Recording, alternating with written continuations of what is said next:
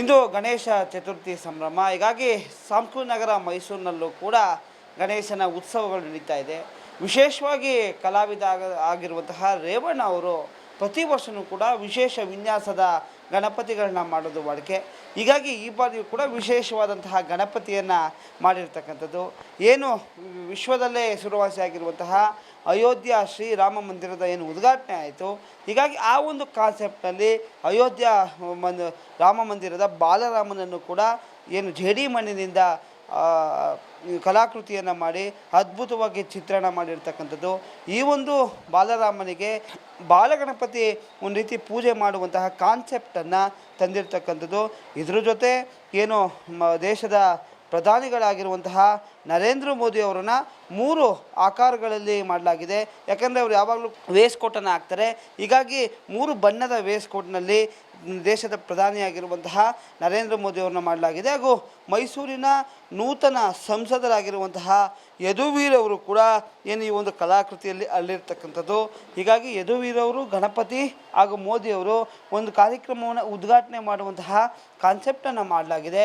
ಹೀಗಾಗಿ ಈ ಒಂದು ಸಂಪೂರ್ಣವಾಗಿ ಇದರಲ್ಲಿ ಏನು ಬಾಲರಾಮನನ್ನು ಅಥವಾ ಬಾಲರಾಮನಲ್ಲಿ ಕಾರ್ಯಕ್ರಮದಲ್ಲಿ ಭಾಗಿಯಾದಂತಹ ಸಂದರ್ಭವನ್ನು ಒಂದು ರೀತಿ ಜನಕ್ಕೆ ತೋರಿಸುವಂಥ ನಿಟ್ಟಿನಲ್ಲಿ ಇದು ಮಾಡಿರ್ತಕ್ಕಂಥದ್ದು. ಹಾಗೂ ಭಾಳ ಪ್ರಮುಖವಾಗಿ ರಾಮನನ್ನು ಕೆತ್ತಿದಂತಹ ಶಿಲ್ಪಿ ಅರುಣ್ ಯೋಗಿರಾಜ್ ಅವರ ಪ್ರತಿಕೃತಿಯನ್ನು ಕೂಡ ಮಾಡಿರ್ತಕ್ಕಂಥದ್ದು.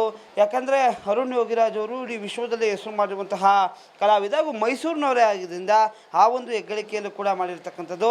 ಹಾಗೂ ಮತ್ತೊಂದೆಡೆ ಏನು ಪ್ರಧಾನಮಂತ್ರಿ ಹಾಗೂ ಗಣಪತಿ ಈಗ ನೂತನವಾಗಿ ಮೇಘಾಲಯ ರಾಜ್ಯಪಾಲರಾದಂತಹ CH ವಿಜಯಶಂಕರ್ ಅವರಿಗೆ ಅಭಿನಂದಿಸುತ್ತಿರುವಂತಹ ಒಂದು ರೀತಿ ಚಿತ್ರಣ.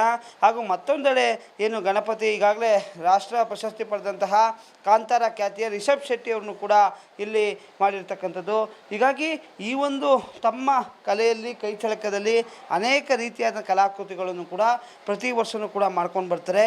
ಹೀಗಾಗಿ ಈ ಬಾರಿ ಹೊಸ ಕಾನ್ಸೆಪ್ಟ್ ರೀತಿಯಲ್ಲಿ ತಮ್ಮ ಕೈಯಿಂದನೇ ಈ ಒಂದು ಕಲಾಕೃತಿಯನ್ನು ಜೇಡಿ ಮಣ್ಣಿನಿಂದ ರಚನೆಯನ್ನು ಮಾಡಿ ಸಾಕಷ್ಟು ಏನು ಅವರು ವೃತ್ತಿಯಲ್ಲಿ ಗಣಪತಿ ವಿಗ್ರಹಗಳನ್ನ ತಯಾರು ಮಾಡೋಂಥದ್ರು ಕೂಡ ಅದರ ಜೊತೆ ನೀವೊಂದು ವಿವಿಧ ಕಲಾಕೃತಿಗಳನ್ನ ಮಾಡುವಂತಹ ಕೆಲಸವನ್ನು ರೇವಣ್ಣವರು ಮಾಡ್ತಾ ಇರ್ತಕ್ಕಂಥದ್ದು.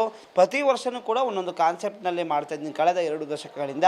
ಹೀಗಾಗಿ ಈ ಬಾರಿ ಮೈಸೂರಿಗೆ ಹೆಗ್ಗಳಿಕೆ ತಂದಂತಹ ಮಹನೀಯರನ್ನ ಏನು ಈ ಒಂದು ಬೊಂಬೆಗಳ ಮೂಲಕ ಚಿತ್ರಿಸಿ ಅವ್ರಿಗೊಂದು ರೀತಿ ಅಭಿನಂದನೆ ಸಲ್ಲಿಸುವಂಥ ಕೆಲಸ ಮಾಡಿದ್ದೀನಿ ಅಂತಕ್ಕಂಥದ್ದು ಅವರ ಅಭಿಪ್ರಾಯ. ಕ್ಯಾಮ್ರಾಮನ್ ಸತೀಶ್ ಜೊತೆ ಯಶಸ್ವಿ ನ್ಯೂಸ್ ಕನ್ನಡ, ಮೈಸೂರು.